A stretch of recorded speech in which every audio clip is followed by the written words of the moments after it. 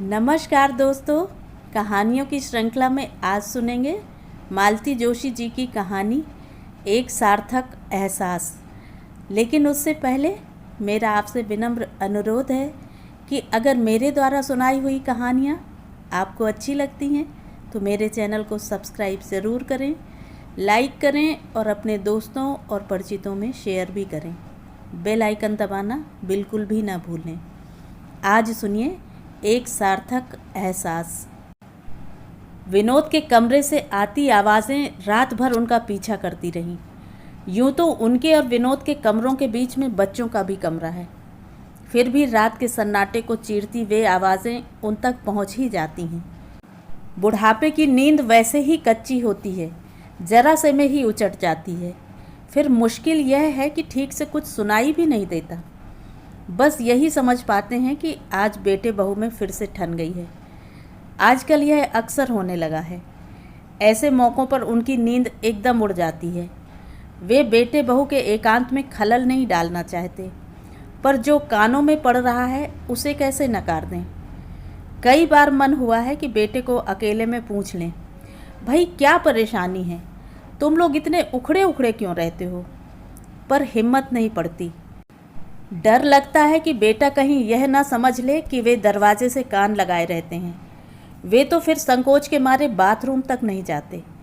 कहीं दोनों यह ना समझे कि वह टोह ले रहे हैं। बेचैनी में बस करवटें बदलते रहते हैं। तब उन्हें अपनी उम्र पर बहुत खीज होने लगती है। आँखों के साथ साथ कमबख्त कान भी जवाब देने लगे हैं। आवाज़ सुनाई देती है पर मतलब पल्ले नहीं पड़ता। अगर ठीक से सुन पाते तो कम से कम आश्वस्त तो हो जाते, लड़ाई का कारण तो पता चल जाता। ऐसे में पत्नी बहुत याद आती है। कभी कभी उसके बिना वे अपने को बहुत अकेला पाते हैं। वह होती तो शायद बात की तह तक जा पाती, बेटे को डांटती या बहू को समझाती, पर वे कुछ नहीं कर पाते। असहाय से छत की कड़ियाँ गिनते रहते हैं या फिर माला लेकर बैठ जाते हैं। पर वही कबीर वाला किस्सा हो जाता है कि माला तो कर में फिरे। पिछले 8 दिनों से उनका चैन वैसे भी छिन गया है। अपने प्रिय मित्र दुबे जी का विछोह उन पर इतना भारी पड़ेगा, कभी सोचा भी न था। उनके पेंशनर्स क्लब में यूँ तो सभी टिकट कटाकर बैठे हैं। दुबे जी उस तरह चले जाते तो उतना बुरा नहीं लगता, विधि गति मानकर संतोष कर लेते। पर उनका इस तरह अपनी जड़ों से कटकर दिल्ली जाना बहुत कचोट रहा है। दुबे जी बेचारे कौन अपनी खुशी से गए हैं, मजबूरी थी। बड़े वाले बेटा बहू एकदम तुनक गए थे। हम अकेले कहाँ तक भुगतेंगे, औरों को भी तो कुछ सेवा करने दीजिए। हार कर दुबे जी ने दोनों बेटों को लिखा। कलकत्ता वाले ने कानों पर हाथ रख लिए। भाई को लिखा, दादा मेरा 2.5 कमरे का मकान है, दोनों को लाकर कहाँ रखूँगा बताओ। कहो तो 300-400 रुपया महीना दवा दारू का भेज सकता हूँ। गुस्से में आकर बड़े ने 1 महीने की दवाइयों के बिल भेज दिए। अकेली श्रीमती दुबे की ही 800-900 की दवाइयाँ आती थी।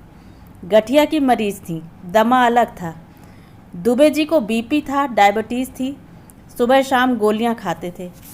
शर्मा शर्मी में दिल्ली वाला लेने आ गया था, लेकिन जाते समय सुना भी गया था, माँ बाप तो बोझ लग रहे हैं, पर उनका इतना बड़ा मकान बरतते संकोच नहीं होता।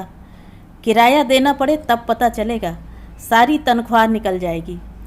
दुबे जी कह रहे थे, बंधु देख लेना, जाते ही मेरे पीछे पड़ जाएगा कि हिस्से कर दो, हम अपना हिस्सा किराए से चढ़ा देंगे। बाबूजी ने कहा था, दुबे जी आप बेकार जा रहे हैं, इतना बड़ा घर है, आप यहीं अलग रह लेते, पेंशन में आराम से गुजारा हो जाता। वे बोले, नहीं यार, एक घर में 2 चूल्हे अच्छे नहीं लगते, फिर मैं अलग से गृहस्थी बसाऊं भी तो किसके भरोसे।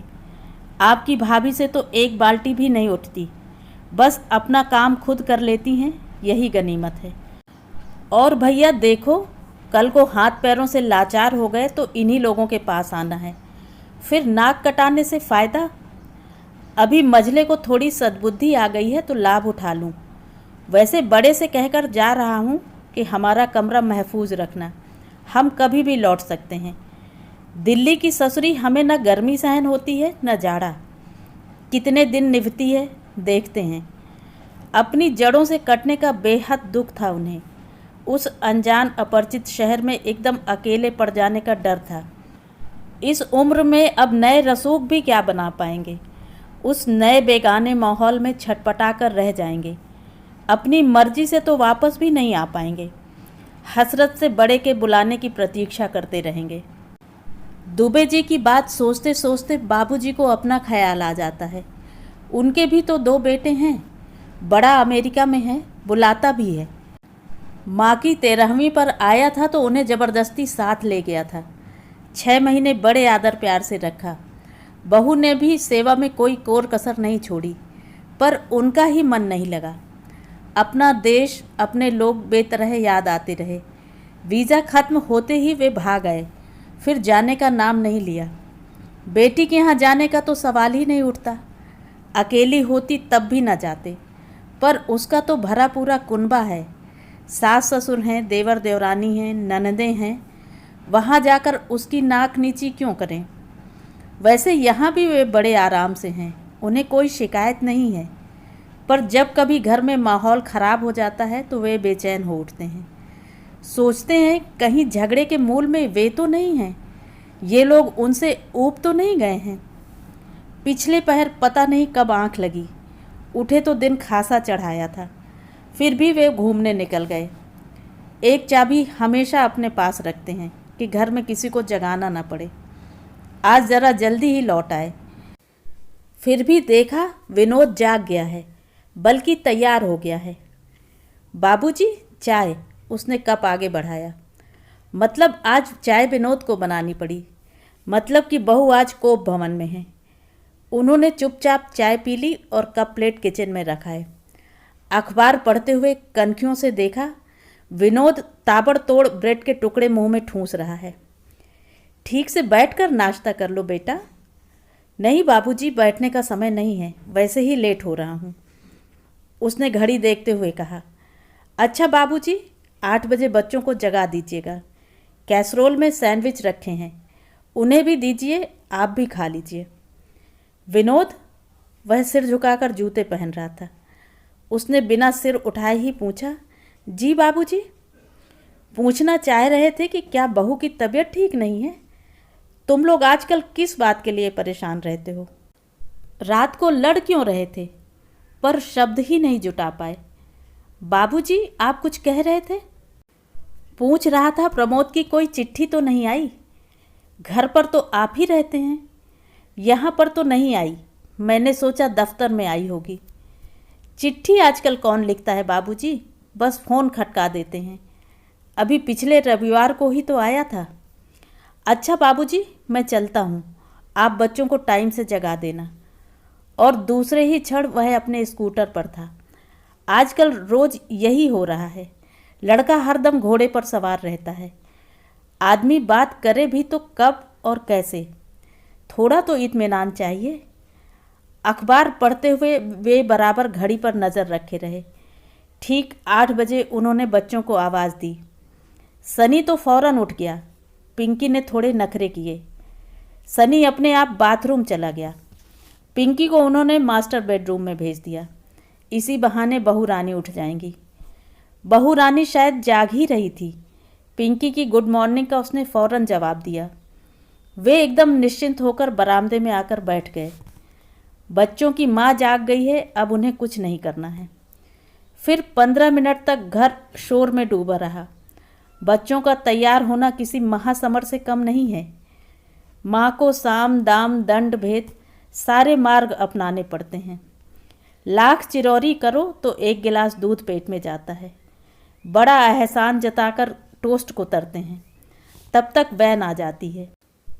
टोस्ट से उन्हें याद आया, विनोद उनके लिए सैंडविचेस बनाकर रख गया है। रोज़ वे बच्चों के जाने के बाद ही नाश्ता करते हैं, उससे पहले तो बहू को फुर्सत ही नहीं होती। आज तो नाश्ता बना रखा है, पर वे अभी नहीं खाएंगे। बहू नहाने चली जाएगी तब नाश्ता करेंगे। क्या करें, कभी कभी अपने ही घर में चोर बन जाता है आदमी। बच्चों की वैन आई, फिर एक शोर बरपा हुआ बाय बाय का, और फिर सारा घर सन्नाटे में डूब गया। अब वह बरामदे में बैठे नाश्ते का इंतज़ार कर रहे थे। या तो बहू खुद लगा दे या फिर नहाने चली जाए, वे अपने आप लगा लेंगे। ऐसे में पत्नी बहुत याद आती है। वह होती तो अपने ही घर में यूं अजनबी न बनना पड़ता। बाबूजी, नाश्ता लगा दिया है, बहू ने आवाज़ दी तो भीतर आ गए। सैंडविचेस के साथ मठरी थी और लस्सी का गिलास भी। तुमने चाय पी ली? बहू की सूजी आंखों को नज़रअंदाज करते हुए उन्होंने पूछा। अब ले रही हूँ, उन लोगों के जाने तक सांस लेने तक की तो फुर्सत नहीं मिलती, चाय कहाँ से लूँगी। उन्होंने उसे गौर से देखा, कहीं वह उन्हें ताना तो नहीं दे रही, पर इसमें वे क्या कर लेंगे, बच्चे तो अपनी माँ से ही संभलते हैं। हाँ, दोपहर जब वे लोग स्कूल से लौटते हैं तो बाबूजी उनकी खोज खबर लेते हैं। खाना तो खैर नौकरानी खिलाती है, पर सुपरवाइज करना भी तो एक काम है।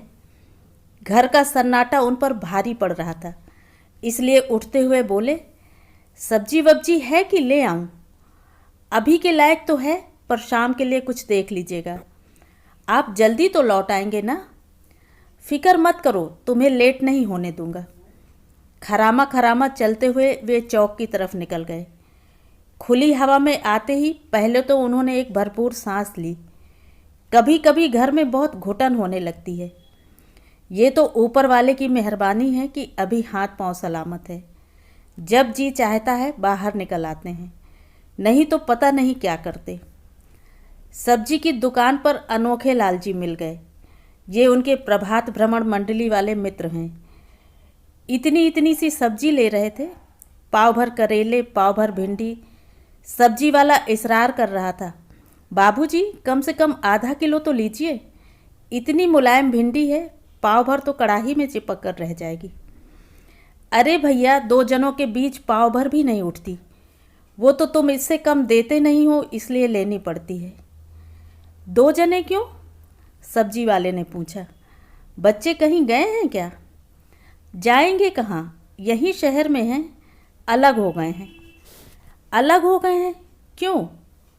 बहू रानी को हमारे यहाँ मनचाही फ्रीडम नहीं मिल रही थी, हमने फ्री कर दिया। जाओ ऐश करो। अब 3,000 किराया दे रहे हैं और आज़ादी की कीमत चुका रहे हैं। वे लोग तो खैर यंग हैं, किसी तरह निभा तो जाएंगे, पर इस उम्र में आप लोग तो एकदम अकेले पड़ गए ना। भैया, हम लोग रोज रोज की चकचक से तंग आ गए थे। अब तुम ही बताओ, इस उम्र में शांति से बैठकर राम नाम जपें कि रोज की कचहरी लगावें? अब कम से कम सुकून तो है।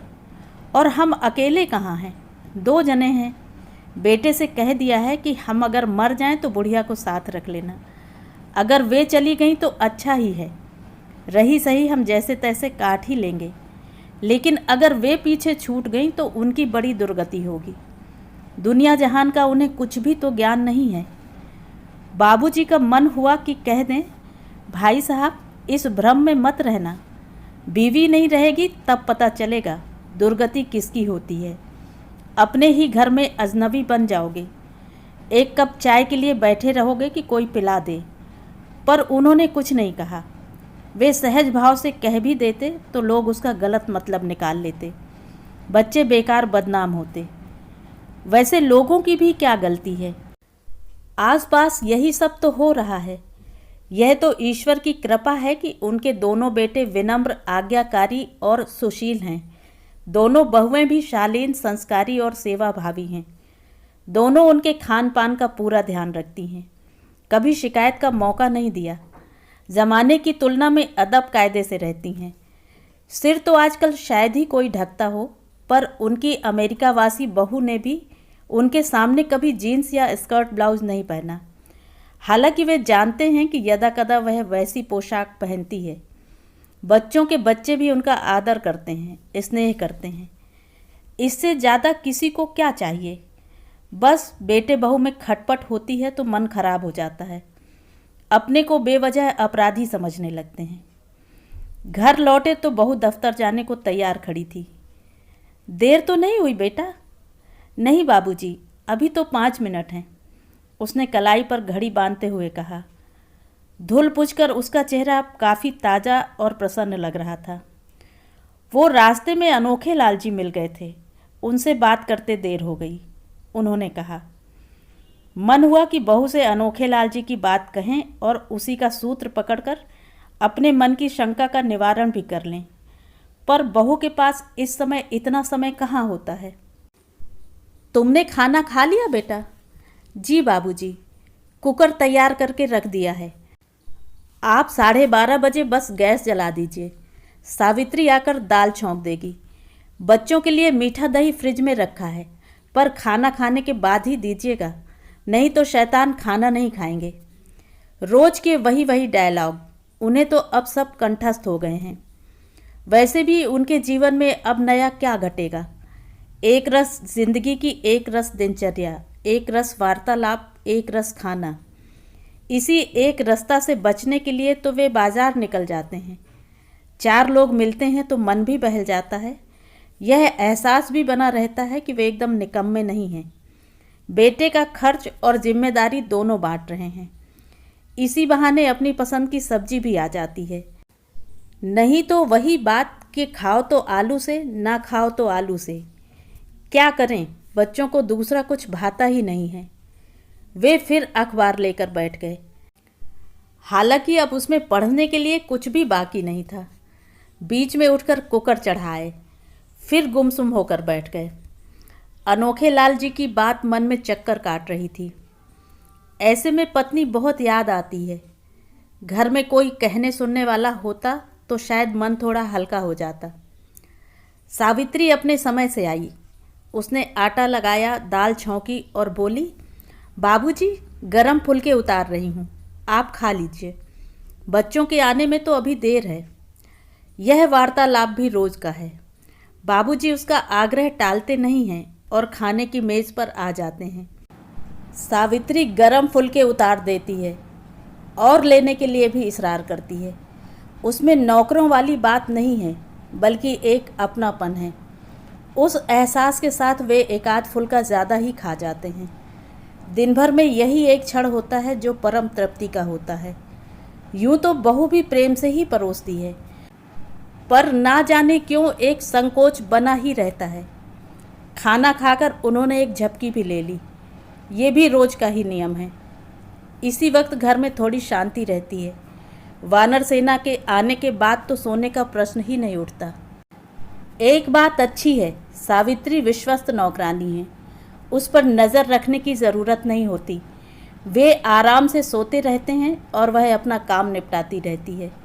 झाड़ू, पोंछा, कपड़े, बर्तन करते करते 3 बज जाते हैं। तब तक बच्चे भी आ जाते हैं।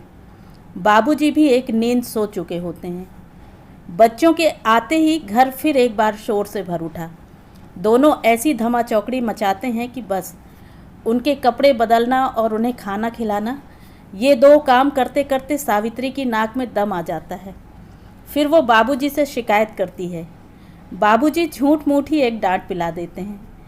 तब जाकर घर में शांति प्रस्थापित होती है। खाना खाकर बच्चे उनके कमरे में आ गए। चूरन की गोली का टैक्स तो रोज का बंधा हुआ ही था। आज बाजार से आते हुए टॉफ़ी भी लेते आए थे। बच्चे एकदम खुश। थोड़ी सी छीना झपटी भी हुई। फिर कहानी का दौर चला। कहानी से बच्चों का मन कभी भरता ही नहीं है। एक और का जाप चलता ही रहता है। पर 4:30 बजे ट्यूशन भी जाना होता है, इसलिए सभा को ज़बरदस्ती विराम देना ही पड़ा। उन्हें शाम की चाय पिलाकर सावित्री भी चली गई। घर एक बार फिर सन्नाटे में डूब गया। उनका मन बाहर जाने को व्याकुल हो उठा, पर बहू के लौटने तक तो रुकना ही था। वे तैयार होकर प्रतीक्षा करने लगे। 5:30 बजने को ही थे कि दरवाजे की घंटी बजी। उन्हें लगा बहू रानी शायद आज जल्दी आ गई हैं, पर दरवाज़ा खोलकर देखा, पड़ोस के अवस्थी की माँ थी। उन्हें देखते ही बाबूजी परेशान हो उठे। अजीब है ये महिला भी, हमेशा बहू की अनुपस्थिति में आती है और उसके आते ही उठकर चल देती है। बहू के सामने उन्हें नाहक शर्मिंदा होना पड़ता है और आने के लिए बहाना भी ऐसा लचर ढूंढती है। लिफाफे पर पता लिखवाना होता है। अरे, जब तुम इतनी बड़ी चिट्ठी लिख सकती हो तो पता लिखने में क्या हर्ज है। पोस्टमैन तो कैसे भी अक्षर बाँच लेते हैं। कहो लाला, कैसे हो? आगंतुका ने स्वागत की प्रतीक्षा नहीं की और खुद ही भीतर चली आई। मैं ठीक हूँ भाभी, आप कैसी हैं? हम भी ठीक ही हैं लाला। अब इस उम्र में क्या ठीक और क्या ना ठीक, कहिए आपकी क्या सेवा कर सकता हूँ? वही बिट्टो का पता लिखवाना था। वे सादे कागज़ पर पता भी लिख कर लाई थी। दरअसल वह पता वे इतनी बार लिखवा चुकी हैं कि बाबूजी को याद हो गया है। आप हमेशा सिर्फ बिट्टो को ही चिट्ठी लिखती हैं? और किसे लिखूं लाला? माँ का दुख दर्द एक बेटी ही तो समझती है। आपकी आरती बहुत दिनों से नहीं आई। हाँ, कहती है यहाँ मन नहीं लगता। अम्मा भी नहीं है और भाभी दिन भर दफ्तर में रहती हैं। मैं बोर हो जाती हूँ। ठीक है, अपने घर में सुख से है, हमें और क्या चाहिए। खाना वाना बहू बनाकर जाती है? हाँ, सब्जी वगैरह बना जाती है, फुलके सावित्री उतार देती है। शाम की चाय भी सावित्री ही दे जाती है। आपकी देवरानी ने तो हमें कभी रसोई में पाँव ही नहीं देने दिया। अब बुढ़ापे में भुगत रहे हैं। चाय भी पीनी हो तो दूसरों का मुँह जोहते रहते हैं। वो तो अच्छा है कि बहुएं समझदार हैं। भाग्यवान हो लाला, हमारी तो इतनी समझदार हैं कि हमें खाना बनाने के गुर सिखाती हैं। अब बताओ, अपने बच्चे हमने क्या हवा खिलाकर पाले हैं? उनका वश चले तो हमें चौके में पाँव न धरने दें। और लाला सच्ची कह रहे हैं, हमारा वश चले तो इसी दम घर छोड़ दें। पर क्या करें, हाथ में फूटी कौड़ी भी नहीं है। आपके भाई साहब हमें ऐसी कंगली कर गए हैं कि क्या बताएं। पेंशन तो मिलती होगी? प्राइवेट नौकरी थी, उसमें पेंशन कहाँ धरी थी। फंड मिला था सो मकान में लगा दिया। मकान तो आपके नाम होगा? अरे कहाँ, पैसा पूरा नहीं पड़ा तो लोन लेना पड़ा। लोन हमें कौन देता? बेटे के नाम मकान करना पड़ा तब जाकर मिला। तभी तो। वे शायद कुछ और कहना चाह रही थी, पर स्कूटर की आवाज़ सुनकर चुप हो गईं। बहू दफ्तर से लौट आई थी। उसके आते ही अम्मा जी एकदम उठ खड़ी हुई। बाबूजी कहते रह गए कि भाभी रुकिए, बहू रानी आ गई हैं, चाय पीकर जाइएगा। पर वे रुकी नहीं। ये अम्मा जी क्यों आई थीं? बहू का स्वर सामान्य था, पर वे बिना वजह शर्म से गड़ गए। उनका तो एक ही काम होता है, चिट्ठी पर पता लिखवाना। बाबूजी, वे अगली बार आएँ तो आप मना कर देना। वे सिर्फ पता लिखवाती हैं और उनकी बहू सोचती हैं कि आप पूरा पत्र लिख कर देते हैं। घर की बातें इस तरह उजागर होती है तो उसे शर्म आती है। वे कोई साधारण चिट्ठियाँ थोड़े ही होती हैं, शिकायती पत्र होते हैं सब। फिर बेटी भाई को फ़ोन पर डांटती है, भाई पत्नी पर बिफरता है। अच्छा खासा महाभारत हो जाता है। खैर, उनके घर में कुछ भी होता रहे, हम निमित्त क्यों बने। ठीक कहती हो, अगली बार आएंगी तो टाल दूंगा। बाबूजी, ये बड़ी तेज औरत है। यहाँ रहती है तो बेटे बहू को लड़वा कर मज़े लेती है। बेटी के घर जाती है तो बेटी दामाद में झगड़ा करवा देती है। तभी तो सब बिदकते हैं। उन्होंने कहना चाहा, पति पत्नी को लड़वाने के लिए किसी तीसरे की ज़रूरत कहाँ होती है। वे तो किसी की 3-5 में नहीं रहते। पर झगड़ा तो इस घर में भी होता है और वे बिना बात अपने को अपराधी महसूस करते हैं। रात खाना खाते हुए उन्होंने कहा, सोचता हूँ थोड़े दिन प्रमोद के यहाँ हो आऊँ। वह टिकट भेजने के लिए कह भी रहा था। एकदम क्या हो गया? होना क्या है, सोचता हूँ हाथ पांव चल रहे हैं, तब तक एक बार हो आऊँ, बाद में तो मुश्किल होगी। पिछली बार तो आपका मन नहीं लगा था। मन तो इस बार भी नहीं लगेगा, पर ऐसा कहूँगा तो उसे बुरा लग जाएगा। इसलिए सोचता हूँ एक बार हो आऊँ। बाप बेटे के इस संवाद के बीच बहू ने एक बार भी हस्तक्षेप नहीं किया। पर सोने से पहले जब अपना तांबे का लोटा भरने के लिए वे रसोई में पहुँचे तो सुबह के नाश्ते की तैयारी में लगी बहू ने उन्हें आश्चर्य में डाल दिया। कातर स्वर में बोली, बाबूजी, क्या आपने सचमुच जाने का मन बना लिया है? अभी कुछ तय तो नहीं किया है बहू, बस सोच रहा हूँ। बाबूजी, मैं आपके भरोसे निश्चिंत होकर दफ्तर जाती हूँ। आप नहीं रहेंगे तो। पर बेटा, मैं तो तुम्हारी कोई मदद नहीं कर पाता। मदद की ज़रूरत नहीं है बाबूजी, आपका घर में रहना ही मुझे सहारा देता है। आजकल अखबार में कैसी कैसी तो खबरें आती हैं। सुनकर ही दिल दहल जाता है। बच्चों को किसी ऐरे गैरे के भरोसे तो छोड़ा ही नहीं जा सकता। बिल्कुल ज़रूरी ना हो तो अभी मत जाइए प्लीज़। 2 साल बाद मेरी मम्मी रिटायर हो रही हैं, उन्हें कुछ दिनों के लिए बुला लूँगी, फिर आप आराम से भाई साहब के पास रह लेना। यहाँ की चिंता रहेगी तो वहाँ भी आपका मन नहीं लगेगा। कमरे में लौटे तो वे बहुत हल्का महसूस कर रहे थे। पिछले 8 दिनों से मन पर जो तनाव था वह दूर हो गया था। प्रमोद के यहाँ जाने का फ़िलहाल कोई इरादा नहीं था। वे तो बच्चों का, खासकर बहू का मन टटोल रहे थे। कहीं वह उनकी सेवा चाकरी से ऊब न गई हो।